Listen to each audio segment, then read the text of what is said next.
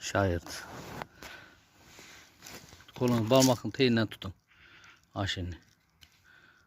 Ne kıyat tutun. Bir yan tarafını yat kız tutun. Ava.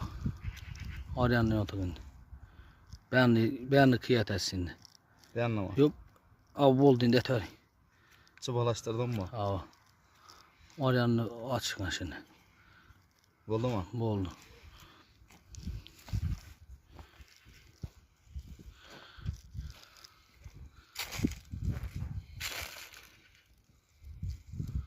Jetip bunu anık neyle bilen duaz ten almıydı. Ne iş çayda.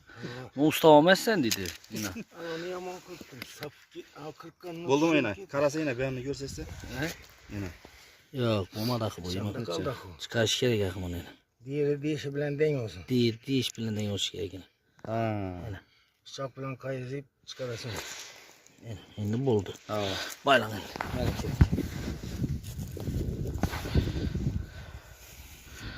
Şayet yine ten almasan Instagram'a koyup vereme videonu.